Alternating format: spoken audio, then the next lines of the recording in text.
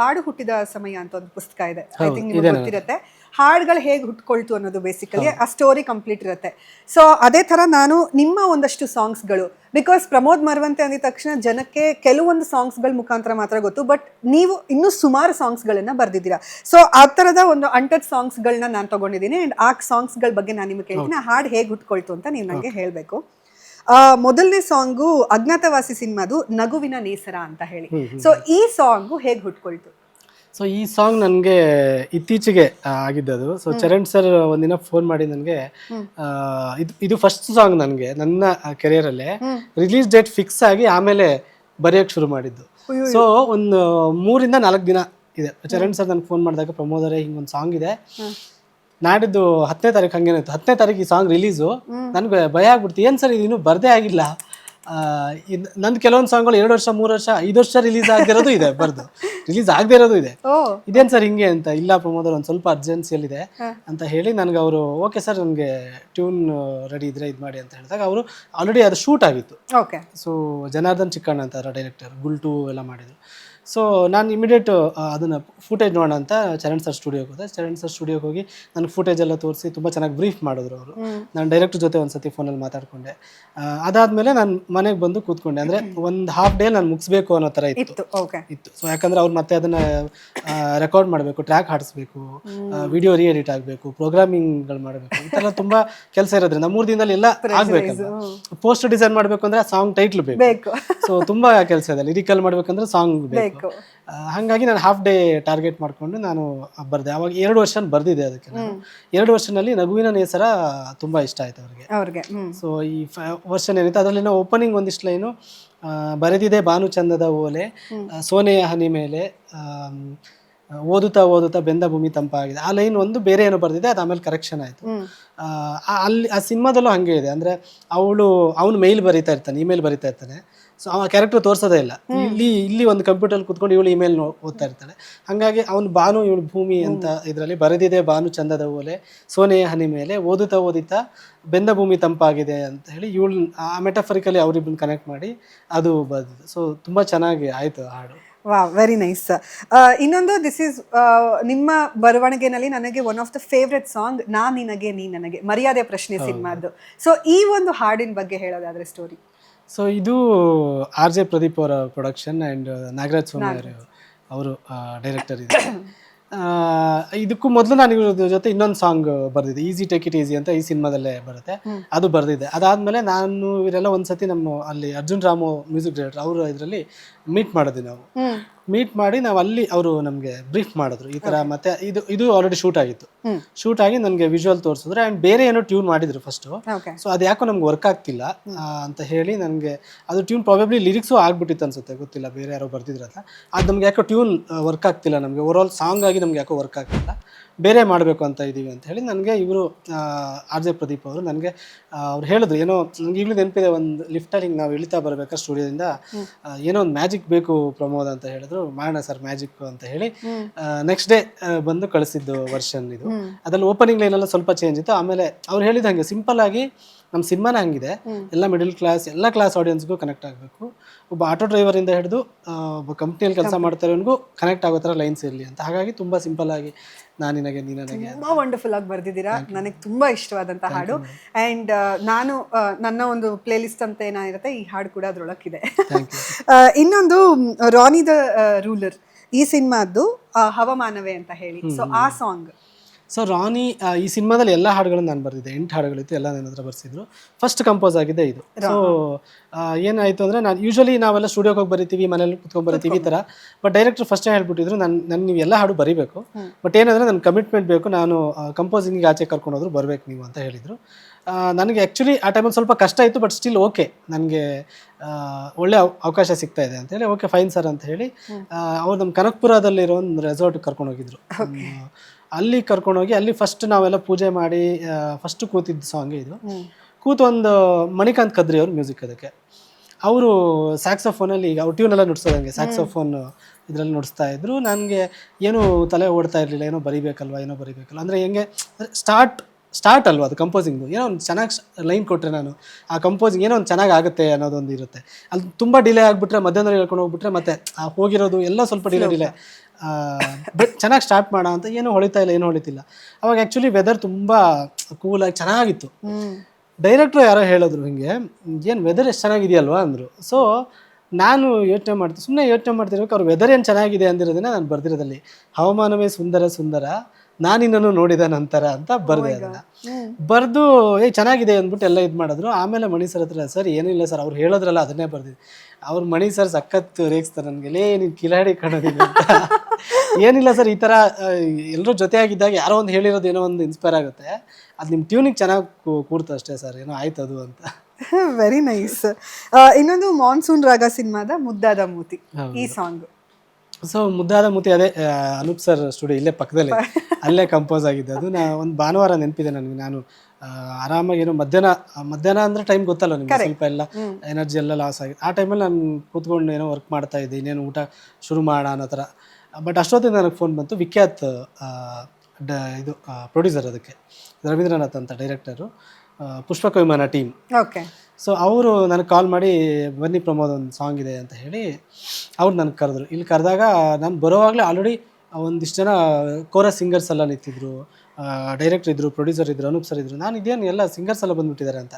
ಅಂದರೆ ಅವ್ರ ಕಂಪೋಸಿಂಗ್ ಸಾಂಗ್ಗಳನ್ನ ನೀವು ಅಬ್ಸರ್ವ್ ಮಾಡಿದ್ರೆ ತುಂಬ ಫೀಮೇಲ್ ಇದಿದೆ ಅಲ್ಲಿ, ಆಲಾಪಗಳಾಗಿರ್ಬೋದು, ಅದೇನೋ ಒಂದು ರಾಗ ಯಾವುದೋ ಒಂದು ಹಾಡಿದ್ದಾರೆ, ತುಂಬ ಕ್ಲಾಸಿಕಲ್ ಸ್ಟೈಲಲ್ಲಿ ಇದೆ. ಸೊ ಅದನ್ನೆಲ್ಲ ಹಾಡೋಕೆ ಅವ್ರು ಬಂದಿದ್ರು. ಅಲ್ಲಿ ನನಗೆ ಕೊಟ್ಟರು, ಈ ಹಾಡನ್ನು ಕೊಟ್ಟರು. ಸೊ ನಾನಲ್ಲಿ ಫಸ್ಟ್ ದಿನ ಕ್ರ್ಯಾಕ್ ಆಗಿಲ್ಲ, ಅಲ್ಲಿ ಕೂತ್ಕೊಂಡೆ ನಾನು ಬರೆಯೋಕ್ಕೆ ಟ್ರೈ ಮಾಡಿದೆ. ಅವಾಗ ಅವ್ರು ಹೇಳಿದ್ರು, ಇಲ್ಲ ಟೈಮ್ ತೊಗೊಂಡು ಬರೀರಿ ಅಂತ ಹೇಳಿ, ಅನೂಪ್ ಸರು ವಿಖ್ಯಾತ್ ಅವರಲ್ಲ, ಆರಾಮಾಗಿ ಹೋಗಿ ಅಂತೇಳಿ. ಆಮೇಲೆ ನಾನು ಅದಾದಮೇಲೆ ಬೈಕ್, ಆ್ಯಕ್ಚುಲಿ ಅಲ್ಲಿಂದ ನಾಗರಬಾವಿಗೆ ಹೋಗೋದಿತ್ತು. ನಾಗರಬಾವಿಗೆ ಹೋಗ್ತಾ ಬೈಕಲ್ಲಿ ಒಂದಿಷ್ಟೇನೋ ಲೈನ್ಸ್ ಎಲ್ಲ ಬಂದಂಗೆ ಆಯಿತು. ನಾನು ಅದನ್ನು ಡ್ರಾಫ್ಟ್ ಮಾಡಿ ಕಳಿಸ್ದೆ ಅವರಿಗೆ. ಸೊ ಕಳಿಸ್ದಾಗ ಅದು ಓಕೆ ಆಗಿರಲಿಲ್ಲ. ಆಮೇಲೆ ವಿಖ್ಯಾತ್ ಅವ್ರ ಆಫೀಸಿಗೆ ಕರೆದ್ರು, ಅಲ್ಲಿ ನಮ್ಮ ಗಿರಿನಗರ ಅಲ್ಲಿ ಇತ್ತು. ಅಲ್ಲಿ ಹೋಗಿ ಒಂದಿನ ಬರೆದೆ, ಅಲ್ಲೂ ಒಂದಿಷ್ಟು ಬರೆದು ಇಲ್ಲ ಅವ್ರು ತುಂಬ ಇನ್ನೇನೋ ಬೇಕು ಅಂತ. ಆಮೇಲೆ ಒಂದಿನ ಈವ್ನಿಂಗ್ ನೆನಪಿದೆ ನನಗೆ, ಆವಾಗ ಇದನ್ನು ಬರೆದು ನಾನು ಕಳಿಸಿದ್ದೆ, ಮುದ್ದಾದ ಮೂತಿ. ಅಂದರೆ ಅಚ್ಯುತ್ ಕುಮಾರ್ ಅವ್ರವ್ರ ಕ್ಯಾರೆಕ್ಟರ್ ಹಾಗಿದೆ ಅದರಲ್ಲಿ, ಮುದ್ದಾದ ಮೂತಿ, ಮನಸ್ಸು ಮರ್ಕೋತಿ, ಏಕಾಂಗಿ ಬಾಳ ಬಂಡಿ ಅಂತ. ಸೊ ಅದು ಫೈನಲ್ ಆಯಿತು. ಆ್ಯಂಡ್ ಅಚ್ಯುತ್ ಕುಮಾರ್ ಅವ್ರು ತುಂಬ ಇಷ್ಟಪಟ್ಟರು, ಯಾಕಂದರೆ ಅವ್ರು ಇಷ್ಟೊಂದು ಸಿನಿಮಾಗಳು ಮಾಡಿದ್ರು, ಫಸ್ಟ್ ಟೈಮ್ ಅವ್ರಿಗೊಂದು ಸಾಂಗ್ ಅಂತ ತುಂಬಾ ಚೆನ್ನಾಗಿ ತೋರಿಸಿದ್ರು ಅವರು. ವಾಸುಕಿ ವೈಭವ್ ಅವರು ತುಂಬಾ ಚೆನ್ನಾಗಿ ಹಾಡಿದ್ದಾರೆ ಹಾಡನ್ನ. ಅದೇ ನೀವು ಹೇಳ್ದಂಗೆ ಆ ಟ್ಯೂನ್ ಅಲ್ಲಿ ಕ್ಲಾಸಿಕಲ್ ಇದೆಲ್ಲ ದಟ್ ಥಿಂಗ್ ಎಲ್ಲ ನಿಮ್ಮ ಐಡಿಯಾ, ಯು ಡಿಡ್ಂಟ್ ಪಿಚ್ ಇನ್? ಇಲ್ಲ, ಕ್ಲಾಸಿಕಲ್ ಅದಲ್ಲ. ಕ್ಲಾಸಿಕಲ್ ಅಂತ ಬಂದರೆ ಅನೂಪ್ ಸರ್ ನಿಮಗೆ ಕಂಪೋಸಿಷನ್ಗಳು ನೋಡಿದ್ರೆ ಅವ್ರು ಕ್ಲಾಸಿಕಲ್ ಹಾಕಬೇಕು ಅಂತ ಬಂದಾಗ ತುಂಬ ಚೆನ್ನಾಗಿ ಬ್ಲೆಂಡ್ ಮಾಡ್ತಾರೆ, ಸಿನಿಮಾ ಮ್ಯೂಸಿಕ್ ಮತ್ತೆ ಇದಕ್ಕೆ. ಸೊ ನಮ್ದು ಲಿರಿಕಲ್ ಪೋರ್ಷನ್ ಅಷ್ಟೇ ನಮ್ದು. So you didn't give that ಏನು ಐಡಿಯಾ ಲೈಕ್ ಕ್ಲಾಸಿಕಲ್ ಪಿಚ್? ಇಲ್ಲ, ಅದೆಲ್ಲ ಐಡಿಯಾ ಮುಂಚೆನೆ ಮಾಡಿದ್ರೆ ಆಲ್ರೆಡಿ ಅವ್ರು ಸಿಂಗರ್ಸ್ ಕರ್ಸಿ ಹಾಡಿಸ್ತಿದ್ರು. Very nice. ಇನ್ನೊಂದು ಲಾಸ್ಟ್ ಜಸ್ಟ್ ಮ್ಯಾರಿಡ್ ಅಂತ ಸಿನಿಮಾ ಬಂತು, ಶೈನ್ ಶೆಟ್ಟಿ ಅವ್ರದ್ದು. ಅದರಲ್ಲಿ ಅಭಿಮಾನಿಯಾಗಿ ಹೋದೆ ಅಂತ ಹೇಳಿ ಒಂದು ಸಾಂಗ್ ಇದೆ. ಅಂಡ್ ಆ ಸಾಂಗ್ ಬಗ್ಗೆ ಹೇಳೋದಾದ್ರೆ, ಸೊ ಅಭಿಮಾನಿಯಾಗಿ ಹೋದೆ ಅಜನೀಶ್ ಸರ್ ಕಾಂಬಿನೇಷನ್ ನಂದು ಮತ್ತು ಅಜನೀಶ್ ಸರ್, ಬಾಬಿ ಮೇಡಮ್ ಅಂತ ಇದ್ದಾರೆ, ಅಜನೀಶ್ ಸರ್ ಮ್ಯೂಸಿಕ್ ಪಾರ್ಟ್ನರ್ ಮತ್ತು ಅವರೆಲ್ಲ ಮ್ಯಾನೇಜ್ ಮಾಡ್ತಾರೆ. ಸೊ ಅವರು ಫಸ್ಟ್ ಟೈಮ್ ಡೈರೆಕ್ಷನ್ ಮಾಡ್ತಾ ಇದ್ದಿದ್ದು. ಸೊ ನನಗೆ ಫಸ್ಟ್ ಟೈಮ್ ಹಾಡು ಕೊಟ್ಟಿದ್ರು, ನಾನು ಹಾಡು ಕೊಟ್ಟು ಒಂದಿಷ್ಟು ವರ್ಷನ್ಸ್ ಬರೆದಿದ್ದೆ. ಅದರಲ್ಲಿ ಕೆಲವೊಂದು ಚೆನ್ನಾಗಿದೆ. ಬಟ್ ಅಜ್ಜು ಸರ್ ಹೆಂಗೆ ಅಂದರೆ ಅವರು ತುಂಬ ರಿವಿಸಿಟ್ ಮಾಡ್ತಿರ್ತಾರೆ. ಅವ್ರು ತುಂಬ ವಾವ್ ಇದು ಅನ್ಸೋವರೆಗೂ ಚೆನ್ನಾಗಿದೆ ಅಂದರೆ ಸಾಕಾಗಲ್ಲ, ವಾವ್ ಏನೋ ಪಕ್ಕ ವರ್ಕ್ ಆಗುತ್ತೆ, ವಾವ್ ಅನ್ಸ್ಬೇಕು ಅವ್ರಿಗೆ. ಸೊ ಅವರು ಇನ್ನೊಂದು ಸಿನಿಮಾದು ಪ್ರಾಬಬ್ಲಿ ವಿಕ್ರಾಂತ್ ರೋಣದೇ ಯಾವುದೊಂದು ಸಿನಿಮಾದು ರೆಕಾರ್ಡಿಂಗ್ ರೇಣು ಸ್ಟುಡಿಯೋದಲ್ಲಿ ಇದ್ರು, ಅಲ್ಲಿಗೆ ನನ್ನ ಕರ್ಸ್ಕೊಂಡ್ರು. ಅಲ್ಲಿ ನಾನು ಒಂದಿಷ್ಟು ವರ್ಷನ್ಸ್ ಬರೆದೆ. ಅವರು ಇಲ್ಲ ಪ್ರಮೋದ್ ಬೇರೆ ಏನೋ ಮಾಡೋಣ ಅಂತ ಹೇಳಿ. ಆಮೇಲೆ ಇನ್ನೊಂದು ದಿನ ನಮ್ಮ ಸ್ಟುಡಿಯೋಗೆ ಬನ್ನಿ ಅಂತ ಡೇ ಟೈಮ್ ಕರೆದ್ರು. ನಾನು ಡೇ ಟೈಮ್ ಅವೈಲೇಬಲ್ ಇರಲಿಲ್ಲ. ಸೊ ಇಲ್ಲ ಸರ್ ಸಂಜೆ ಬರ್ತೀನಿ ಅಂತ ಹೇಳಿದೆ. ನಾನು ಎಲ್ಲೋ ಆಚೆ ಟ್ರಾವೆಲ್ ಮಾಡಿ ಸಂಜೆ ನಾನು ಇಮಿಡಿಯೇಟ್ ಅವ್ರ ಸ್ಟುಡಿಯೋಗೆ ಹೋದೆ. ಅವ್ರ ಸ್ಟುಡಿಯೋಗೆ ಹೋಗಿ ನಾನು ನೈಟು ಒಂದಿಷ್ಟು ಎಲ್ಲ ವರ್ಕ್ ಮಾಡ್ತಾ ಇದ್ದೆ. ಅವಾಗ ಹಿಂಗೆ ಮಾಡ ಅಂತ ಡಿಸ್ಕಷನ್ ಆಗ್ತಾ ಇತ್ತು. ನಾನು ಹಿಂದಿನ ದಿನ ಟ್ರಾವೆಲ್ ಮಾಡಿರೋದ್ರಿಂದ ನನಗೆ ಆ್ಯಕ್ಚುಲಿ ಸ್ವಲ್ಪ ಸುಸ್ತಾಗಿತ್ತು ನೈಟು. ಸೊ ನನಗೂ ಗೊತ್ತಾಗ್ತಿದೆ, ಬಟ್ ಲಿಟ್ರಲಿ ನಾನು ಹೇಳೋಕ್ಕಾಗ್ತಿಲ್ಲ ಈಗಾಗಲೇ, ಯಾಕಂದರೆ ಬೆಳಿಗ್ಗೆ ಆಲ್ರೆಡಿ ನಾನು ಸ್ಕಿಪ್ ಮಾಡಿಬಿಟ್ಟಿದ್ದೀನಿ. ಬಟ್ ಬರೆಯೋಕ್ಕೆ ಕೂರೋಣ ಅಂತ ಕೂತಿದ್ದೆ. ಆಮೇಲೆ ಅಜ್ಜು ಸರ್ ಏನು ಮಾಡಿದ್ರು, ಅವರು ಅರ್ಲಿ ಮಾರ್ನಿಂಗ್ ಜಾಸ್ತಿ ಎದ್ದು ಕೆಲಸ ಮಾಡ್ತಾರೆ. ಇಲ್ಲ ಪ್ರಮೋದ್ ನಾನು ಮಲಗ್ತೀನಿ, ನೀವೇನಾದರೂ ಬರೆದು ಇದು ಮಾಡಿ ನಾನು ಹೇಳ್ಸಿ ಅಂತ ಹೇಳಿದ್ರು ಅವ್ರು ಆ್ಯಕ್ಚುಲಿ. ಬಟ್ ನಾನು ಏನು ಮಾಡಿದೆ, ಅವ್ರು ಮಲಗಿದ್ರಲ್ವ, ಮತ್ತು ನನಗೂ ಗೊತ್ತಾಯ್ತು, ನನಗೀಗ ನನ್ನ ಮೈಂಡ್ ಗೊತ್ತಾಗ್ಬಿಡುತ್ತೆ, ಈಗ ಬರೆಯೋಕ್ಕಾಗಲ್ಲ. ಸೊ ಒಂದಿಷ್ಟು ಏನೋ ಬರೆದೆ, ನನಗೆ ಸ್ಯಾಟಿಸ್ಫೈ ಆಗಿಲ್ಲ, ಅದಕ್ಕೆ ನಾನು ಮಲ್ಕೊಂಡ್ಬಿಟ್ಟೆ. ಸರ್ನೇ ಹೇಳ್ಸೋಕ್ಕೆ ಹೋಗಿಲ್ಲ. ಬೆಳಗ್ಗೆ ಇದು ಮಾಡ ಅಂತ. ಬೆಳಗ್ಗೆ ಏನು ಮಾಡಿದೆ, ಬೆಳಗ್ಗೆ ಅಲ್ರಾಮ್ ಇಟ್ಕೊಂಡು ಅಲ್ಲೇ ಅವ್ರ ಸ್ಟುಡಿಯೋದಲ್ಲಿ ಸೋಫಾ ಇದೆ, ಅಲ್ಲಿ ಸೋಫಾದ ಮೇಲೆ ಮಲಗಿ ಬೆಳಗ್ಗೆ 4 ಗಂಟೆಗೆ ಅಲ್ರಾಮ್ ಇಟ್ಕೊಂಡೆ. ಅಲ್ರಾಮ್ ಇಟ್ಕೊಂಡು ಎದ್ದು ಆವಾಗ ಬರ್ದಿದ್ದ ವರ್ಷನೂ ಇದು. ಅಂದ ಹಾಗೆ ನೀನಾಗೆ ನೀನೇ ಬಂದೆ ಹೇಗೆ, ನಾಳೆಯಿಂದ ಎರಡೆರಡು ಚಂದ್ರ ನನ್ನ ಊರಿಗೆ, ಏನೋ ಹೊಸದೇನೋ ಕಲಿಸೋಕೆ ಬಂದಂತ ಕನ್ನಡ ಶಾಲೆ ನೀನು ಅಂತ. ಆ ಕನ್ನಡ ಶಾಲೆ ಬರೆದಾಗ ಅಜ್ಜು ಸರ್ ತುಂಬ ಎಕ್ಸೈಟ್ ಆಗಿ ತುಂಬ ಖುಷಿ ಪಟ್ಬಿಟ್ರು. ಇವನ್ ವಿ ಪಿ ಸರ್ ಹಾಡಬೇಕಾದ್ರೂ ಕೂಡ ತುಂಬ ಚೆನ್ನಾಗಿದೆ. ಅಂದರೆ ಲವ್ ಸಾಂಗಲ್ಲಿ ಯೂಶ್ವಲಿ ನಾವು ಹೃದಯ ಅದು ಇದೆಲ್ಲ ಉಸಿರು ಅಂತೆಲ್ಲ ಬರಿತೀವಿ. ಈ ಥರ ಒಂದು ಕನ್ನಡ ಶಾಲೆ ಅಂತ ಒಂದು ಥರದ್ದು ಇದೆಯಲ್ಲ, ಅವ್ರ ಮೆಟಾಫರ್ ಇದೆಯಲ್ಲ, ಅದು ತುಂಬ ಚೆನ್ನಾಗಿದೆ ಅಂತ ಅವರು ಹೇಳಿದ್ರು. ಆ್ಯಂಡ್ ಈ ಸಾಂಗ್ ರಿಲೀಸ್ ಆದಾಗ ಕೂಡ ನನಗೆ ತೆಲುಗಲ್ಲಿ ದೊಡ್ಡ ಲಿರಿಸಿಸ್ಟ್ ರಾಮ್ ಜೋಗಯ್ಯ ಶಾಸ್ತ್ರಿ ಅವರು ಕನ್ನಡ ಕೂಡ ಬರುತ್ತೆ. ಸೊ ಅವರು ಟ್ವೀಟ್ ಮಾಡಿದರು, ಅಂದರೆ ಅನೂಪ್ ಭಂಡಾರಿ ಅವ್ರು ಆ್ಯಕ್ಟ್ ಮಾಡಿದ್ರಲ್ವ ಇದರಲ್ಲಿ. ಸೊ ಅನೂಪ್ ಭಂಡಾರಿ ಅವ್ರನ್ನ ಮೆನ್ಷನ್ ಮಾಡಿ, so special mention to lyricist Pramod Maravanthe for that ನಾಳೆಯಿಂದ ಎರಡೆರಡು ಚಂದ್ರ ನನ್ನ ಊರಿಗೆ ಆ ಲೈನ್ಗೆ ಅಂತ ಹೇಳಿದ್ರೆ ನನಗೆ ತುಂಬ ಖುಷಿ ಆಯಿತು. ಅಂದರೆ ಅಷ್ಟು ದೊಡ್ಡ ಲಿರಿಸಿಸ್ಟ್, ನಾನು ಅವ್ರನ್ನ ತುಂಬ ಫಾಲೋ ಮಾಡ್ತೀನಿ. ಅವರು ಈ ಥರ ಕಾಂಪ್ಲಿಮೆಂಟ್ ಮಾಡಿದ್ದು ತುಂಬ ಖುಷಿ ಆಯಿತು. Very nice. ಅಂದರೆ ಕೆಲವೊಂದ್ಸಲ ಹಾಡುಗಳನ್ನ ಕೇಳ್ಕೊಳ್ತಿರ್ತೀವಿ, ಆದರೆ ಆ ಹಾಡುಗಳು ನಾನು ಆಗಲೇ ಹೇಳ್ದಂಗೆ ಮನ್ಸುಗಳನ್ನ ಹೀಲ್ ಮಾಡಿರುತ್ತೆ. ಬಟ್ ಹಾಡನ್ನ ಬರೀಬೇಕಾದ್ರೆ ನಿಮ್ಮ ಮೈಂಡ್ ಸೆಟ್ ಇರುತ್ತಲ್ಲ, ದಟ್ ಈಸ್ ಲೈಕ್ ಎಕ್ಸ್ಟ್ರಾಡಿನರಿ. ಆ ಒಂದು ಮೈಂಡ್ ಸೆಟ್ಟು, ಆ ಒಂದು ಎಮೋಷನ್ಗೆ ಇಳಿದ್ರೇನೆ ಅಂತ ಹಾಡುಗಳು ಬರೋದು. ಈ ಥರ ಹಾಡುಗಳು ಕೊಟ್ಟಿದ್ದಕ್ಕೆ thank you so much.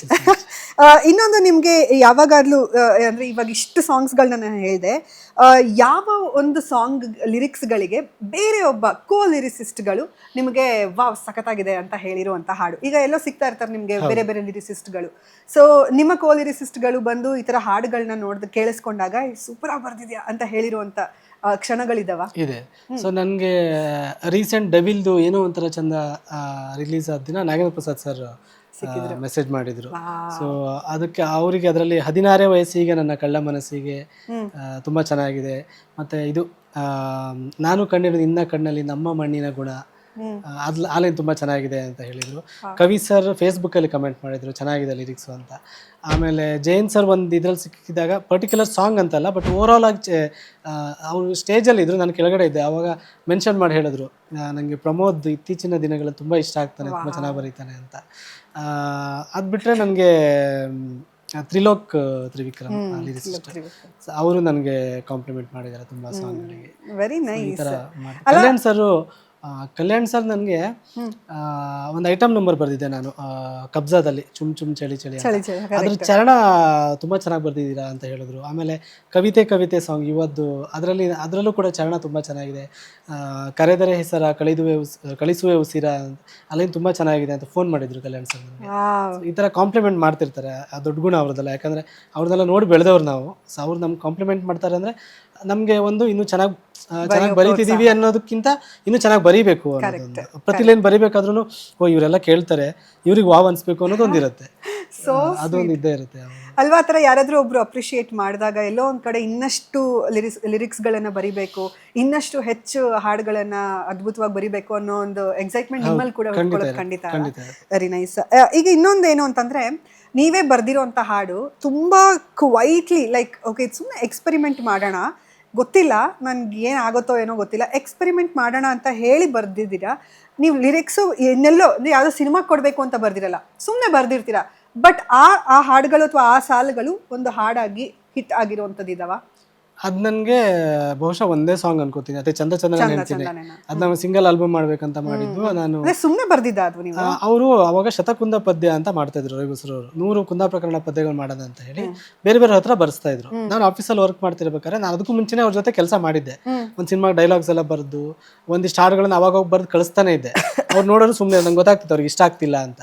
So ಹಾಗೆ ಇದು ನನಗೆ ಆ್ಯಕ್ಚುಲಿ ನನ್ನ ದೇವರಣ್ಣ ಇದು ಇಷ್ಟ ಆಗುತ್ತೆ, ಓಕೆ ಆಗುತ್ತೆ, ಹಿಂಗೆಲ್ಲ ಆಗುತ್ತೆ ಅಂತ ಅನ್ಕೊಂಡಿದ್ದೆ. ಸುಮ್ಮನೆ ಅವ್ರು ಏನೋ ಕಳ್ಸಕ್ಕೆ ಹೇಳಿದಾರಲ್ವಾ, ನಾನು ಆಫೀಸಲ್ಲಿ ಇದ್ದೆ, ಮಧ್ಯಾಹ್ನ ಹೇಳಿದ್ರು ಅವರು. ಸೊ ಸಂಜೆ ಅಷ್ಟೊತ್ತು ಕ್ಯಾಬಲ್ಲಿ ಹೋಗ್ತಾ ನಾನು ಸುಮ್ಮನೆ ಹಿಂಗೆ ಒಂದು 10 ನಿಮಿಷಕ್ಕೆ ಭಾರಿ ಖುಷಿ ಮಾರ ನನಗೆ ಅಲ್ಲಿಂದ ಪಲ್ಲವಿ ಫುಲ್ ಹಿಂಗೆ ಟೈಪ್ ಮಾಡ್ಬಿಟ್ಟು ಹಿಂಗೆ ಕಳಿಸ್ತಿದ್ದಂಗೆ ಇಮಿಡಿಯೇಟ್ ಅವ್ರು ರಿಪ್ಲೈ ಮಾಡಿದ್ರು, ಚೆನ್ನಾಗಿದೆ ಟ್ಯೂನ್ ಮಾಡ್ತೀನಿ ಅಂತ. ಸೊ ಅದು ನನಗೆ ಅದೇ ತುಂಬ ಆಕಸ್ಮಿಕವಾಗಿ ಆದಂಥ ಹಾಡು. ಸ್ಟಾರ್ಟಿಂಗ್ ಏನದು, ಭಾರಿ ಖುಷಿ ಮಾರ ನನಗೆ ನನ್ನ ಹೆಂಡತಿ ಕಂಡ್ರೆ. ಎಷ್ಟೋ ಸಲ ಯಾವ್ದ್ಯಾವ್ದೋ ಮದ್ವೆಗಳಿಗೆ ಹೋಗಿರ್ತೀವಲ್ಲ, ಅಲ್ಲಿ ಡ್ಯಾನ್ಸ್ ಮಾಡ್ತಾ ಇರ್ತಾರೆ ಆ ಹಾಡುಗಳನ್ನ ಹಾಕೊಂಡು. ನೀವು ನಿಮ್ಮ ಮದ್ವೆಗೆ ಮಾಡಿದ್ರಾ? ಇಲ್ಲ, ಡ್ಯಾನ್ಸ್ ಮಾಡಲಿಲ್ಲ, ಬೇರೆ ನಮ್ಮ ಕಸಿನ್ಸ್ ಎಲ್ಲ ಮಾಡಿದ್ರು ಅದೇ ಹಾಡಿಗೆ. ವಂಡರ್ಫುಲ್. ಓಕೆ, ಈಗ ಸಾಂಗ್ಸ್ ಅಂಡ್ ಮೆಮೊರೀಸ್ಗಳ ಬಗ್ಗೆ ಮಾತಾಡೋಣ ನಾವು. ಇವಾಗ ನಿಮಗೆ ಎಷ್ಟೋ ಸಲ ಹಾಡುಗಳನ್ನು ಬರೆದಿದ್ದೀರಾ, ಅಂಡರ್ ರೇಟೆಡ್ ಸಾಂಗ್ಸ್ಗಳಾಗೋಗಿರುತ್ತೆ. ಅಂದರೆ ಅದಕ್ಕೆ ಸಿಗಬೇಕಾಗಿರೋಂಥ ಒಂದಷ್ಟು ಹುಮ್ಮಸ್ ಆಗಿರ್ಬೋದು ಅಥವಾ ಅದಕ್ಕೆ ಬೇಕಾಗಿರೋಂಥ ಏನು ಹೇಳ್ತಾರೆ ರಿಮಾರ್ಕ್ಸ್ಗಳಾಗಿರ್ಬೋದು ಸಿಕ್ಕಿರಲ್ಲ. ಬಟ್ ಈಗಿನ ಸೋಷಿಯಲ್ ಮೀಡಿಯಾ ಪಾಡ್ಕಾಸ್ಟು ಅಂತ ಬರ್ತಾ ಇದ್ದಂಗೆನೆ ರೀಲ್ಸ್ಗಳಲ್ಲಿ ಸಿಕ್ಕಾಪಟ್ಟೆ ವೈರಲ್ ಆಗ್ತಾ ಇದ್ದಾವೆ. ಸೊ ಆ ಥರ ಟೈಮ್ನಲ್ಲಿ ನಿಮಗೆ ಏನು ಅನ್ಸುತ್ತೆ? What is your opinion on that? ಅಂದರೆ ನಾವು ಸಾಂಗ್ ಮಾಡಬೇಕಾದ್ರೆ ಒಂದು ಕಾನ್ಫಿಡೆನ್ಸಲ್ಲಿ ಮಾಡಿರ್ತೀವಿ, ಇದು ಹಿಂಗೆ ವರ್ಕ್ ಆಗುತ್ತೆ ಹಂಗೆ ವರ್ಕ್ ಆಗುತ್ತೆ ಅಂತ. ಸೊ ರಿಲೀಸ್ ಆಗೋ ಟೈಮ್ ಇದೆಯಲ್ಲ ತುಂಬ ಮ್ಯಾಟ್ರ್ ಆಗುತ್ತೆ. ಈಗ ನಾವು ಸಿನಿಮಾ, ನನ್ನ ಪ್ರಕಾರ ಸಿನಿಮಾ ಒಂದು ರಿಲೀಸ್ ಆಗಬೇಕಾದ್ರೆ ಕೆಲವೊಂದ್ಸತಿ ಒಳ್ಳೆ ಸಿನಿಮಾಗಳು ಯಾವುದೋ ಒಂದು ದೊಡ್ಡ ಸಿನಿಮಾ ಬಂದು ಇದಾದಾಗ ಅದು ಮರೆ ಆಗೋದು ಇರುತ್ತೆ. ಕರೆಕ್ಟ್. ಹಾಗೆ ಹಾಡುಗಳು ಕೂಡ ಯಾವುದೋ ಒಂದು ಸಾಂಗ್ ತುಂಬ ಚೆನ್ನಾಗಿ ಓಡ್ತಾ ಇದ್ದಾಗ ರೀಲ್ಸಲ್ಲಿ, ಅಥವಾ ಈಗ ಒಂದಿಷ್ಟು ಜನ ನಾನು ರೀಲ್ಸ್ ಮಾಡಬೇಕು ಈ ವೀಕೆಂಡಲ್ಲಿ ಅಂತ ಆಯ್ಕೆ ಮಾಡ್ಕೊಂಡಿರ್ತಾರೆ, ಒಂದು ದೊಡ್ಡ ಸಾಂಗ್ ಆಯ್ಕೆ ಮಾಡ್ಕೊಂಡಿರ್ತಾರೆ. ಆ ಗ್ಯಾಪಲ್ಲಿ ಯಾವುದೋ ಇನ್ನೊಂದು ಸಾಂಗ್ ಬಂದು ಹೋಗ್ಬಿಡುತ್ತೆ. ಈ ಸಾಂಗ್ ಚೆನ್ನಾಗಿರುತ್ತೆ, ಬಟ್ ಅವರು ಸ್ಲಾಟ್ ಮಾಡ್ಕೊಳ್ಳೋದು ಈ ಸಾಂಗ್ ಮಾತ್ರ. ಅವ್ರು ಇನ್ನು ಮತ್ತೆ ರೀಲ್ಸ್ ಮಾಡೋದು ಅಥವಾ ಇದು ಒಂದು ವಿಡಿಯೋ ಮಾಡೋದು ಇನ್ನೊಂದು 2 ವೀಕ್ಸ್ 3 ಅಷ್ಟರೊಳಗಡೆ ಇನ್ನೊಂದು ಸಾಂಗ್ ಯಾವುದೋ ಬಂದ್ಬಿಡ್ಬೋದು. ಸೊ ಈ ಥರದ್ದೆಲ್ಲ ಆಗ್ತಾನೆ ಇರುತ್ತೆ. ಸೊ ಈಗ ಸ್ಪೆಷಲಿ ಮುಂಚೆ ಆದರೆ ನಮಗೆ ಕ್ಯಾಸೆಟ್ ತರ್ತಿದ್ವಿ ನಾವು, ಯಾವ್ದು ಸಿನಿಮಾ ಕ್ಯಾಸೆಟ್ ತಂದರೆ ಅದು ಇಡೀ ಊರಲ್ಲಿ ಸೂಪರ್ ಹಿಟ್ಟು, ಕರೆಕ್ಟ್, ಎಲ್ಲರೂ ಕೇಳ್ತಿದ್ರು ಅದನ್ನ. ಇವಾಗ ಹಂಗಲ್ಲ, ಹಿಂಗೆ ರಪ್ಪ ಅಂತ ಹಿಂಗೆ ಸ್ಕಿಪ್ ಮಾಡಿಬಿಡ್ತೀವಿ. ಸೊ ಈಗ ತುಂಬ ಕಂಟೆಂಟ್ ಜಾಸ್ತಿ ಆಗ್ಬಿಟ್ಟಿದೆ. ದಿನಕ್ಕೆ 5-6 ಸಾಂಗ್ ಮಿನಿಮಮ್ ರಿಲೀಸ್ ಆಗುತ್ತೆ. ಒಂದೊಂದು ಚಾನಲ್ 2 ಸಾಂಗ್ ರಿಲೀಸ್ ಆಗುತ್ತೆ ಆಡಿಯೋ ಚಾನಲಲ್ಲಿ. ಹಾಗಾಗಿ ಜಾಸ್ತಿ ಒಂದು ಅಬಂಡೆನ್ಸ್ ಇದೆಯಲ್ಲ ಅದರದ್ದು. ಅದರಲ್ಲಿ ನೀವು ಆಚೆ ಕಾಣಿಸ್ಕೊಳ್ಳೋದಿದೆಯಲ್ಲ, ಪ್ರಮೋಷನ್ ಕೆಲವೊಂದ್ಸತಿ ಪ್ರಮೋಷನ್ ಕಡಿಮೆ ಆಗುತ್ತೆ, ಕೆಲವೊಂದ್ಸತಿ ಪ್ರಮೋಷನ್ ಮಾಡಿದ್ದು ವರ್ಕ್ ಆಗಲ್ಲ, ಈ ಥರ ಎಲ್ಲ ಆಗುತ್ತೆ. ಸೊ ಆ ಥರ ನನಗೆ ತುಂಬ ಆಗಿದೆ. ಕೆಲವೊಂದು ಸಾಂಗ್ಗಳು ನಾನು ಅನ್ಕೊಂಡೇ ಇಲ್ಲ. ಇದು ಹೆಂಗೆ ಅಂದರೆ ಒಂಥರ ನಾವು ಪಟಾಕಿಗೆ ಅಂಟಿಸಿ ಬಂದಿರ್ತೀವಿ, ಅಲ್ಲ ಅದು ಬೆಂಕಿ ಆರೋಗಿದೆ ಅನ್ಕೊಂಡು ಮನೆಯೊಳಗೆ ಹೋದ ಬಡ್ ಅನ್ನುತ್ತಲ್ಲ ಆ ಥರ. ಸೊ ಯಾವಾಗಲೂ ನಾವು ಚೆನ್ನಾಗಿ ಮಾಡಿರ್ತೀವಿ ಹಾಡು, ಅದು ಯಾವಾಗಲೂ ಒಂದ್ಸತಿ ಬ್ಲಾಸ್ಟ್ ಆಗಿಬಿಡುತ್ತೆ. ಆ ಥರ ಆಗುತ್ತೆ ತುಂಬ. ಆ ಥರ ಇವಾಗ ಸದ್ಯಕ್ಕೆ ನಿಮ್ಮ ಸಾಂಗ್ ಯಾವ್ದು ಟ್ರೆಂಡಿಂಗ್ ಇದೆ? ಇವಾಗ ಮುದ್ದಾದ ಮೂತಿ ಓಡ್ತಾ ಇದೆ. ಸೊ ಅದು ನಾನು ಆ ಟೈಮಲ್ಲಿ ಇಲ್ಲೇ ಈಗ ಅನೂಪ್ ಸರ್ಮಲ್ಲಿ ರೆಕಾರ್ಡಿಂಗ್ ಆದಾಗ ನಾವು ಅನ್ಕೊಂಡಿದ್ವಿ, ಸರ್ ಹಿಂಗೆ ಯಾರೇ ಚೆನ್ನಾಗಿರೋರು ಅಥವಾ ಮಕ್ಕಳಿಗೆ ಪ್ರಾಣಿಗಳು ಎಲ್ಲದಕ್ಕೂ ಹಿಂಗೆ ಹಾಕೊಂಡು ರೀಲ್ಸ್ ಮಾಡೋ ಥರ ಆಗುತ್ತೆ ಅಂತ ಅನ್ಕೊಂಡಿದ್ವಿ. ಅವಾಗ ಆಗಲೇ ಇಲ್ಲ. ಅದು ಆಡ್ಲಿ ಒಂದು 20 ರೀಲ್ಸ್ ಇತ್ತೇನೋ, ಇವಾಗ 600-700 ರೀಲ್ಸ್ ಆಗಿದೆ, ಟ್ರೆಂಡಿಂಗಲ್ಲಿ ಓಡ್ತಾನೆ ಇದೆ. ನನಗೆ ಆಶ್ಚರ್ಯ ತುಂಬ. ಎಲ್ಲರೂ ಬೆಕ್ಕು, ನಾಯಿ, ದನ, ಕರು ಈ ಥರದಕ್ಕೆಲ್ಲ ಹಾಕೊಂಡು ಮತ್ತೆ ಮನುಷ್ಯರಿಗೂ ಮುಖಕ್ಕೆ ಇಟ್ಕೊಂಡು ಎಲ್ಲ ರೀಲ್ಸ್ ಮಾಡ್ತಿದ್ದಾರೆ. ಅದು ತುಂಬ ಆ್ಯಪ್ಟ್ ಆಗಿದೆ ಮುದ್ದಾದ ಮೂತಿ ಅನ್ನೋದು. ಅದು ಮತ್ತು ತುಂಬ ಇನ್ನೊಂದು ಲವ್ಲಿಯಲ್ಲಿ ಒಂದು ಬಿಟ್ ಸಾಂಗ್ ಮಾಡಿದ್ವಿ ನಾವು, ಅದಂತೂ ತುಂಬ ಆಕಸ್ಮಿಕ. ಅಂದರೆ ಅನೂಪ್ ಸರ್ ನನಗೆ ಕರೆಸ್ಬಿಟ್ಟು ಒಂದು ಬಿಟ್ ಬೇಕು ನನಗೆ ಲವ್ಲಿ ಸಿನಿಮಾದಲ್ಲಿ ವಸಿಷ್ಠ ಅವ್ರದ್ದು ಒಂದು ಎಮೋಷ್ನಲ್ ಬಿಟ್ ಇದೆ, ಅಲ್ಲಿಗೊಂದು ಏನೋ ಬೇಕು, ಇದು ಟ್ಯೂನು ಬರೀರಿ ಅಂದ್ಬಿಟ್ಟು ಇಲ್ಲಿ ಕೊಟ್ಟರು ಮನೇಲಿ. ನಾನೊಂದು 10 ನಿಮಿಷದಲ್ಲಿ 4 ಲೈನ್ ಅಷ್ಟೇ ಇರೋದು, ಅದನ್ನು ಬರೆದ್ಬಿಟ್ಟು ನಾನು ಇದು ಓಕೆ ಅಂತ ಹೇಳ್ಬಿಟ್ಟು ಹೋದ್ರು. ಸೊ ಸಿನಿಮಾ ರಿಲೀಸ್ ಆದಾಗ ಅದರಲ್ಲಿ ನಾನು ಇನ್ನೂ ಒಂದು 3-4 ಸಾಂಗೆಲ್ಲ ಬರೆದಿದ್ದೆ. ಆ ಎಲ್ಲ ಹಾಡುಗಳನ್ನು ಮೀರಿ ಇದ್ರ ಬಗ್ಗೆ ನನಗೆ ಮಾತಾಡಿದ್ರು ತುಂಬ ಜನ. ಕೋಟಿ ದೇವರ ಪೋಷನ್ ತುಂಬ ಚೆನ್ನಾಗಿದೆ, ಅದು ಆಲ್ಮೋಸ್ಟ್ ಒಂದು 2 ಮಂತ್ಸ್ ಆಗಿ ನೋಡ್ತಿದ್ದೀನಿ ಇನ್ಸ್ಟಾಗ್ರಾಮಲ್ಲಿ ಸಿಕ್ಕಾಪಟ್ಟೆ ಓಡ್ತಿದೆ. ಇವಾಗಲೂ ಟ್ರೆಂಡಿಂಗಲ್ಲಿದೆ ಕೋಟಿ ದೇವರ ಮೀರಿದಂತ. ಸೊ ನಮ್ಗೆ ಗೊತ್ತಾಗಲ್ಲ ಯಾವ್ದು ಹೆಂಗಾಗುತ್ತೆ ಅಂತ ಗೊತ್ತಾಗಲ್ಲ. ಸೊ ಹಂಗಾಗಿ ತುಂಬ ಕೇರ್ಫುಲ್ಲಾಗಿ ಒಂದು ಲೈನ್, ಸುಮ್ಮನೆ ಒಂದು ಲೈನ್ ಬರೆದ್ರು ತುಂಬಾ ಕೇರ್ಫುಲ್ ಆಗೋದು, ಎಲ್ಲಿ ಹೋಗುತ್ತೆ ಏನು ಗೊತ್ತಾಗಲ್ಲ. ಕೆಲವೊಂದ್ಸತಿ ತುಂಬಾ ಚೆನ್ನಾಗಿ ಆಗುತ್ತೆ ಅನ್ಕೊಂಡಿರೋದು ಆಗಲ್ಲ. ಸೊ ತುಂಬಾ ಮೂಡಿ ಆಗ್ಬಿಟ್ಟಿದೆ ಸೋಷಿಯಲ್ ಮೀಡಿಯಾ. ಬಟ್ ನೀವು ಮೂಡಿ ಆಗ್ಬಾರ್ದು ಅಷ್ಟೇ, ಬಿಕಾಸ್ ನೀವು ಬರೆಯುವಂತ ಹಾಡುಗಳೇ ನಮಗೆ ಒಂದು ಕಾಮ್ ಮೂಡ್ ಅನ್ನು ಸೆಟ್ ಮಾಡುವಂಥದ್ದು. ಈ ಕ್ಷಣಕ್ಕೆ ನೀವು ಕುತ್ಕೊಂಡು ಏನಾದ್ರೂ ಬರಿಬೇಕು ಆನ್ ಸೆಟ್ ಅಲ್ಲಿ ಮಾಡಬೇಕು ಅಂತ ಅಂದ್ರೂ ಕೂಡ ನಿಮ್ಮ ಮೈಂಡ್ ಸೆಟ್ ಮೇಲೆ ಇಟ್ ವಿಲ್ ಡಿಪೆಂಡ್ ಅಲ್ವಾ, ಮತ್ತೆ ಆಂಬಿಯನ್ಸ್ ಮೇಲೆ ಇಟ್ ಮ್ಯಾಟರ್ಸ್. ಕರೆಕ್ಟ್ ಅಲ್ವಾ? ನಿಮ್ಗೆ ಈ ಕ್ಷಣಕ್ಕೂ ಅನ್ಸೋದಿದ್ಯಾ ಇಂಥ ಒಬ್ಬ ಆಕ್ಟರ್ಗೆ ನಾನು ವರ್ಕ್ ಮಾಡಬೇಕು, ಈ ಥರ ಆಕ್ಟರ್ಗೆ ಈ ಥರ ಸಾಂಗ್ಸ್ಗಳನ್ನ ಬರಿಬೇಕು ಅನ್ನೋದು ಐಡಿಯಾ ಇದೆಯಾ? ಬಿಕಾಸ್ ನೀವೀಗ ಆಲ್ರೆಡಿ ರಿಷಬ್ ಸರ್ ಜೊತೆ ಕೂಡ ವರ್ಕ್ ಮಾಡಿದ್ದೀರಾ, ಸುಮಾರು ನಮ್ಮ ಇಂಡಸ್ಟ್ರಿನಲ್ಲಿ ಸುಮಾರು ಜನರ ಜೊತೆ ವರ್ಕ್ ಮಾಡಿದ್ದೀರಾ. ಬಟ್ ಈ ಕ್ಷಣಕ್ಕೆ ನಾನು ಇನ್ನೊಬ್ರಿಗೆ ವರ್ಕ್ ಮಾಡಬೇಕು ಅಂತ ಅನ್ಸೋದು ಇದೆಯಾ? ಸೊ ನನಗೆ ಆಲ್ಮೋಸ್ಟ್ ಎಲ್ಲ ಸ್ಟಾರ್ ಹೀರೋಗೆ ಬರಿಬೇಕು ಅಂತಿತ್ತು, ಆಲ್ಮೋಸ್ಟ್ ಕವರ್ ಆಯಿತು. ಲಾಸ್ಟ್ ದರ್ಶನ್ ಸರ್ಗೂ ಕರೆಕ್ಟ್. ಸೊ ನನಗೆ ಸುದೀಪ್ ಸರ್ಗೆ ಬರ್ದಿಲ್ಲ, ನನಗೆ ತುಂಬ ದೊಡ್ಡ ಆಸೆ ಇದೆ. ನಾನು ಸುದೀಪ್ ಸರ್ ದೊಡ್ಡ ಅಭಿಮಾನಿ, ಚಿಕ್ಕಂದಿನ ದೊಡ್ಡ ಅಭಿಮಾನಿ, ಅವ್ರಿಗೆ ಬರೀಬೇಕು ಅಂತ ಆಸೆ ಇದೆ. ಅದು ಬಿಟ್ಟರೆ ಯಶ್ ಸರ್ಗೆ ಬರ್ದಿಲ್ಲ, ಸೊ ಅದೊಂದು ಆಸೆ ಇದೆ. ಆಮೇಲೆ ರಕ್ಷಿತ್ ಶೆಟ್ಟಿ ಸರ್ಗೆ. ಸೊ ಈ 3 ಮೇಜರ್ ಈ 3 ಹೀರೋಗಳಿಗೆ ಬರೀಬೇಕು ಅಂತ ಇದೆ. ರಾಜ್ಬಿ ಶೆಟ್ಟಿ ಅವ್ರಿಗೆ ಬರ್ದಿದ್ದೀರಾ? ಇಲ್ಲ, ಬರ್ದಿಲ್ಲ. ಸೊ ಪ್ರಾಬಬ್ಲಿ ಅದು ಒಳ್ಳೆ ಅವಕಾಶ ಸಿಕ್ಕಿದೆ. ಸೊ ಇವಾಗ ಇವ್ರು ಯಾರ್ಯಾರ ಹೆಸರು ಹೇಳಿದ್ರಲ್ಲ ಅವ್ರ ಎಲ್ಲಾ ಫ್ಯಾನ್ಸು ದಯವಿಟ್ಟು ನೋಡಿ, ಇವರಿಗೆ ಒಂದಷ್ಟು ಏನು ಟ್ಯಾಗ್ ಮಾಡ್ಬಿಟ್ಟು ನಿಮ್ಮ ಹೀರೋಸ್ಗಳನ್ನ ಅವರಿಗೆ ಬರೆಯೋ ಒಂದು ಅವಕಾಶ ಮಾಡ್ಕೊಡ್ಬೇಕು ಈ ಒಂದು ಪಾಡ್ಕಾಸ್ಟ್. ಅದೆಲ್ಲ ಅಂದ್ರೆ ಟೈಮ್ ಅದಷ್ಟೇ. ನಾನು ಮುಂಚೆ ಈಗ ದರ್ಶನ್ ಸರ್ಗೂ ಇಷ್ಟು ಬೇಗ ಬರಿತೀನಿ ಅಂತ ಅನ್ಕೊಂಡಿರ್ಲಿಲ್ಲ. ಅದು ಆ ಟೈಮಲ್ಲೆಲ್ಲ ಕೂಡ ಬರಬೇಕು ಅದು. ಕರೆಕ್ಟ್. ಸೊ ಡೆವಿಲ್ ಸಿನಿಮಾದಲ್ಲಿ ಆದಂಥ ಎಕ್ಸ್ಪೀರಿಯನ್ಸ್ ಏನಾದರೂ ಒಂದು ಶೇರ್ ಮಾಡ್ಕೊಳ್ಳೋದಾದ್ರೆ? ತುಂಬ ಒಳ್ಳೆ ಎಕ್ಸ್ಪೀರಿಯನ್ಸ್. ಅದೇ ನನಗೆ ಫಸ್ಟ್ ಸಾಂಗ್ ಬಂದಾಗ ಏನೋ ಒಂಥರ ಚಂದ ಬಂದಿದ್ದು ನನಗೆ. ಫಸ್ಟು ನನಗೆ ದೊಡ್ಡ ಸಿನಿಮಾ, ದೊಡ್ಡ ಡೈರೆಕ್ಟರು, ನನಗೆ ಬರೆಯುವಾಗಲೂ ನಾನು ಏನೂ ಎಕ್ಸ್ಪೆಕ್ಟೇಷನ್ ಇಟ್ಕೊಂಡಿಲ್ಲ. ಇದು ನಾನು ಬರಿತೀನಿ ಅಂತ ಎಕ್ಸ್ಪೆಕ್ಟೇಷನ್ ಇಟ್ಕೊಂಡೇ ಇರಲಿಲ್ಲ. ಸೊ ನಾನು ಫಸ್ಟ್ ಬಂದಾಗಲೇ ಒಂದು ನರ್ವಸ್ನೆಸ್ ಇತ್ತು ನನಗೆ, ದೊಡ್ಡ ಸ್ಟಾರು ಹಿಂಗೆ ಏನು ಅನ್ನೋದೆಲ್ಲ ಇರುತ್ತೆ. ಸೊ ಬರಿಬೇಕಾದ್ರೆ ತುಂಬ ಚೆನ್ನಾಗಿ ಬರಿಬೇಕು, ಫ್ಯಾನ್ ಬೇಸ್ ತುಂಬ ಚೆನ್ನಾಗಿದೆ, ಅವ್ರಿಗೆ ಇಷ್ಟ ಆಗೋ ಥರ ಬರಿಬೇಕು ಅಂತೆಲ್ಲ. ಸೊ ಪ್ರಕಾಶ್ ಸರ್ ಹತ್ರ ಮಾತಾಡಿದಾಗ, ಬಟ್ ಅವ್ರ ಹತ್ರ ಮಾತಾಡಿದಾಗ ತುಂಬ ಕಂಫರ್ಟೇಬಲ್ ಫೀಲ್ ಮಾಡಿಸಿದ್ರು ನನಗೆ. ಫಸ್ಟ್ ಇದರಲ್ಲೇ ಇಲ್ಲ ಆರಾಮಾಗಿ ಬರೀರಿ ಅಂತ ಹೇಳಿ ಫಸ್ಟ್ ವರ್ಷನ್ ಕಳಿಸಿದೆ. ಆವಾಗ ಫಸ್ಟ್ ವರ್ಷನ್ ಅದು ಓಕೆ ಆಗಿಲ್ಲ ಅವ್ರಿಗೆ. ಸೆಕೆಂಡ್ 2 ವರ್ಷನ್ ಕಳಿಸಿದ್ದೆ ನಾನು. ಸೊ ಅದರಲ್ಲಿ 2ನೇ ವರ್ಷನ್ ಪಿಕ್ ಮಾಡಿದ್ರು ಅವರು. ಸೊ ಪಿಕ್ ಮಾಡಿ ನನಗೆ ಏನೋ ಒಂಥರ ಚಂದ ಇದೆಯಲ್ವಾ, ಆ ವರ್ಷನ್ ಚೆನ್ನಾಗಿದೆ ಅಂತ ಹೇಳಿದ್ರು. ಸೊ ತುಂಬ ಬೇಗ ಆಯಿತು. ನಾನು ಅಂದ್ಕೊಂಡಿದ್ದೆ ತುಂಬ ವರ್ಷನ್ಸ್ಗಳಾಗುತ್ತೆ, ತುಂಬ ಮೀಟಿಂಗ್ಸ್ಗಳಾಗುತ್ತೆ ಅಂತೆಲ್ಲ ಅಂದ್ಕೊಂಡಿದ್ದೆ, ಬಟ್ ತುಂಬ ಬೇಗ ಆಯಿತು, ಬೇಗನೆ ಫಟಾಫಟ್ ಅಂತ ಮುಗಿತು. ತುಂಬ ಕಂಫರ್ಟೇಬಲ್ ಫೀಲ್ ಮಾಡಿಸಿ ಬರ್ಸಿದ್ರು. Very nice. ಈಗ ಒಂದು ರ್ಯಾಪಿಡ್ ರೌಂಡ್ ಆಡೋಣ, ರ್ಯಾಪಿಡ್ ಫೈರ್ ಕ್ವೆಶನ್ಸ್ಗಳು. ನೀವು ಫಟಾಫಟ್ ಅಂತ ಉತ್ತರಗಳನ್ನು ಕೊಡಬೇಕು. ಒನ್ ಸಾಂಗ್ ಯು ಸೀಕ್ರೆಟ್ಲಿ ನಿಮಗೆ ರೆಕಗ್ನಿಷನ್ ಸಿಕ್ಕಿಲ್ಲ ಅಂತ ಅನ್ಸಿರೋದು, ಬೇಕಾಗಿರುವಂಥ ರೆಕಗ್ನಿಷನ್? ನಗುವಿನ ನೆಸರ. ನಗುವಿನ ನೆಸರ. ಓಕೆ. ಒನ್ ವರ್ಡ್ ನೀವು ಬರೆಯುವಂಥ ಪ್ರತಿ ಒಂದು ಹಾಡಿನಲ್ಲೂ ಓವರ್ ಯೂಸ್ ಆಗ್ತಾ ಇರುವಂಥ ಪದ ಯಾವುದು? ಮನದ ಅಥವಾ ಮನಸ್ಸು. ಮನದ, ಮನಸ್ಸು. ಓಕೆ. ಒಂದು ಲಿರಿಕ್ ಇವಾಗ ನೀವು ಬರೆದದ್ದು ನಮಗೆ ಗೂಸ್ ಬಂಪ್ಸ್ ಬರುತ್ತೆ ಸತ್ಯ, ಬಟ್ ಆ ಥರದ್ದು ನಿಮಗೂ ಗೂಸ್ ಬಂಪ್ಸ್ ಬಂದಿರುವಂಥ ಸಿಚುಯೇಷನ್ಸ್ ಇದ್ದರೆ ಯಾವ ಸಾಂಗ್ ಅದು? ಮನದ ಮಗು ಹಠ ಮಾಡಿದೆ ಮಾಡುವ ಕೊಂಗಾಟ. ವಾವ್. ಓಕೆ. ಒಂದು ಸಾಂಗು ನೀವು ಫಟಾಫಟ್ ಅಂತ ವೆರಿ ಫಾಸ್ಟ್ ಆಗಿ ಬರೆದು ಸರ್ಪ್ರೈಸಿಂಗ್ಲಿ ಸಖತ್ತಾಗಿ ಹಿಟ್ ಆಗಿರೋದು? ಅದೇ ಚಂದ ಚಂದನ. ಚಂದ ಚಂದನೆ. ಓಕೆ. ಚಂದ ಚಂದ ಲೀಡಿಂಗ್ ಅಲ್ಲಿ ಇದೆ ಹಂಗಂದ್ರೆ, ಈಗ ಸುಮಾರು ಕಡೆ ಚಂದ ಚಂದ ಯು ಹ್ಯಾವ್ ಟೋಲ್ಡ್. ಓಕೆ. ಒಂದು ಸಾಂಗು ಮಲ್ಟಿಪಲ್ ಟೈಮ್ಸ್ ನೀವು ರೀರೈಟ್ ಮಾಡಿರೋದು, ಬಿಫೋರ್ ಪ್ರೆಸೆಂಟ್ ಮಾಡೋದಕ್ಕಿಂತ ಮುಂಚೆ ಸುಮಾರು ಸಲ ರೀರೈಟ್ ಮಾಡಿರೋಂಥ ಹಾಡು ಯಾವುದು? ಕಾಂತಾರ ಚಾಪ್ಟರ್ 1 ಮದನ ಮನ ಮೋಹಿನಿ. ಮದನ ಮನ ಮೋಹಿನಿ. ಹೌದಾ? ಅಷ್ಟೊಂದು ಸಲ ರೀರೈಟ್ ಮಾಡಿದ್ದೀರಾ? ತುಂಬಾ ವರ್ಷ. ಓಕೆ. ಸೊ ಫೈನಲ್ ಎಷ್ಟನೇ ವರ್ಷನ್ ಓಕೆ ಆಗಿದ್ದು? ಅದು ಮಿಡ್ಲಲ್ಲಿ ಯಾವುದೋ ವರ್ಷನ್ ಓಕೆ ಆಗಿದೆ. ಅದು ಆಲ್ಮೋಸ್ಟ್ ಒಂದು 40 ವರ್ಷನ್ ಬರ್ದಿದೆ ಅದಕ್ಕೆ ಪಲ್ಲವಿ. 40 ವರ್ಷ? ಪಲ್ಲವಿನೇ ಒಂದು 40 ವರ್ಷನ್ಸ್ ಬರ್ದಿದೆ. ಅದರಲ್ಲಿ 38ನೇದು ಯಾವ್ದ್ರದ್ದು ಒಂದು ವರ್ಷನ್ ಪಿಕ್ ಆಗಿದ್ದು. ಆ್ಯಕ್ಚುಲಿ ಇನ್ನೊಂದು ವರ್ಷನ್ ಓಕೆ ಆಗಿ ಅದು ರೆಕಾರ್ಡಿಂಗ್, ಟ್ರ್ಯಾಕ್ ರೆಕಾರ್ಡಿಂಗ್ ಆಗಿತ್ತು. ಅದಾದಮೇಲೆ ಮತ್ತೆ ರಿಷಬ್ ಸರ್ ಕರೆಸ್ಬಿಟ್ಟು ಮತ್ತೆ ಬರ್ಸಿದ್ರು. ಸೊ ಈಗೇನು ಫೈನಲ್ ಇದೆ ಅದು ಆಲ್ಮೋಸ್ಟ್, ಸೊ ಓವರಾಲ್ 40 ವರ್ಷನ್ಸ್ ಆಗಿತ್ತು. ದೇವ್ರೆ, 40 ವರ್ಷನ್ ಬರೆಯೋಕ್ಕೆ ಎಷ್ಟು ಥಿಂಕ್ ಮಾಡಿದ್ದೀರಾ ನೀವು? ಅದು ರಿವಿಸಿಟ್ ಮಾಡಿ ಮಾಡಿ ಮಾಡಿ ಟೈಮ್ ಇತ್ತು, 3-4 ಮಂತ್ಸ್ ಟೈಮ್ ಇತ್ತು. ಹಾಗಾಗಿ ಬರೆಯೋದು ಕಳಿಸೋದು. ಓಕೆ.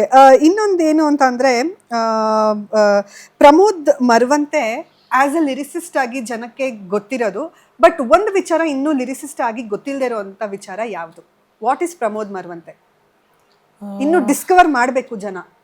ಲಿರಿಸಿಸ್ಟ್ ಆಗಿನ ಅಂದರೆ ಎಲ್ಲ ಥರದ ಹಾಡುಗಳನ್ನು ಬರೆದಿದ್ದೀನಿ ನಾನು. ಸೊ ಇನ್ನೂ ಸ್ವಲ್ಪ ವರ್ಸಟೈಲ್ ಹಾಡುಗಳನ್ನು ಬರೆದು ರೀಚ್ ಆಗಬೇಕು ಅಂತ ಇದೆ. To be frank, love songs, pathos songs ಈ ಥರದ್ದೆಲ್ಲ ಜಾಸ್ತಿ ರೀಚ್ ಆಗಿದೆ ನಂದು. ಇನ್ನು ಮಾಸ್ ಸಾಂಗ್ಸ್ ಆಗಿರ್ಬೋದು, ಐಟಮ್ ನಂಬರ್ಸ್ ಆಗಿರ್ಬೋದು, ದೋ ಬರೆದಿದ್ರು ಕೂಡ ದೊಡ್ಡ ಮಟ್ಟದಲ್ಲಿ ರೀಚ್ ಆಗಿಲ್ಲ. ಅದು ಮೋಸ್ಟ್ಲಿ ಅನ್ಸುತ್ತೆ ನನಗೆ. ಸೊ ನಿಮಗೆ ಇವಾಗ ಮಾಸ್ ಸಾಂಗ್ಸ್ ಬರಿಬೇಕು ಅಂತ ರೆಡಿ ಇದ್ದೀರಾ ನೀವು? ಬರಿತಾನೆ ಇದ್ದೀನಿ.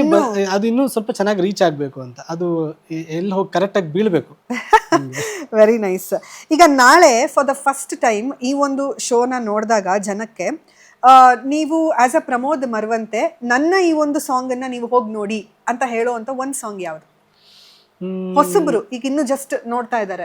So Pramod Maravanthe as a lyricist ನಾನು ಇಂಟರ್ವ್ಯೂ ಮಾಡ್ತಾ ಇದ್ದೀನಿ, ಬಟ್ ಅವರಿಗೆ ನೀವು ರೆಕಮೆಂಡ್ ಮಾಡುವಂಥ ಒಂದು ಸಾಂಗ್ ನಿಮ್ಮದು ಅಂಡರ್ ರೇಟೆಡ್ ಸಾಂಗ್? ಪ್ರಾಬಬ್ಲಿ ನಗುವಿನ ಹೆಸರು ಹೇಳ್ತೀನಿ. ಅದು ಬಿಟ್ಟರೆ ಇನ್ನೊಂದು ಇಂಟರ್ವೆಲ್ ಅಂತ ಒಂದು ಸಿನಿಮಾದಲ್ಲಿ ಬರೆದಿದೆ, ಊರಿನ ಬಗ್ಗೆ ಇರುವಂಥ ಹಾಡೋದು.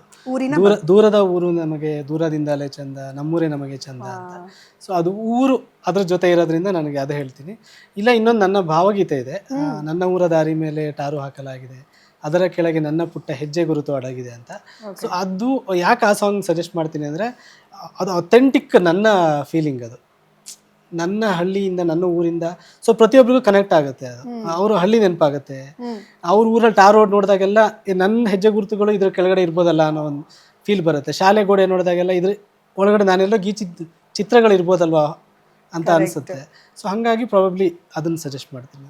ವಾವ್. ಸೊ ಟೋಟಲ್ 3 ಸಾಂಗ್ಸ್ ನೀವು ಸಜೆಸ್ಟ್ ಮಾಡ್ತೀರಾ? 3 ಹಾಡು. ಅದರಲ್ಲಿ ಫೇವ್ರೆಟ್ ನೀವು ಹೇಳ್ದಂಗೆ ನಗುವಿನ ನೇಸರ is one of your very favourite song. Okay. Last but not least song ಅಂತ ಬಂದಾಗ, ಈಗ ಇಲ್ಲಿಂದ ಸುಮಾರು ವರ್ಷಗಳು ಯಾವಾಗಲೂ ಸಡನ್ ಆಗಿ ನೀವು ಹೇಳ್ದಂಗೆ ನೀವು ಯಾವಾಗಲೂ ಬರ್ದಿರೋ ಹಾಡು ಇನ್ಯಾವಾಗಲೂ ಹಿಟ್ ಆಯಿತು ಅನ್ನೋ ಹಾಗೆ, ಯಾವಾಗಲೂ ನಾನು ಈ ಒಂದು ಪಾಡ್ಕಾಸ್ಟ್ನ ರಿಲೀಸ್ ಮಾಡ್ದಂಗೆ ಇನ್ಯಾವಾಗಲೂ ಯಾರೋ ಕುತ್ಕೊಂಡು ನೋಡ್ತಿರ್ತಾರೆ, ಅವರಿಗೆ ಪ್ರಮೋದ್ ಮರವಂತೆ ಅವರು ಏನು ಹೇಳಕ್ಕೆ ಇಷ್ಟಪಡ್ತೀರಾ? ಸೊ ಅಂದರೆ ಅದೇ ಯಾವಾಗ ನಾವು ಏನೇ ಮಾಡಿದ್ರೂ ಕೂಡ ನಮ್ಮ ಪ್ರತಿಫಲ ಅನ್ನೋದು ಆ ಟೈಮಲ್ಲೇ ಸಿಗುತ್ತೆ ಅನ್ನೋದು ಗೊತ್ತಿಲ್ಲ. ಈಗ ನಾವು ಅಡಿಕೆ ಗಿಡ ಹಾಕಿ 5 ವರ್ಷ ಕಾಯಬೇಕು. ಕರೆಕ್ಟ್. ಕೆಲವೊಂದು ಸಸಿಗಳು ಇವತ್ತು ಇನ್ನೊಂದು ವಾರ ಅಥವಾ ಒಂದು ತಿಂಗಳಲ್ಲಿ ನಮಗೆ ಇದು ಕೊಟ್ಬಿಡುತ್ತೆ.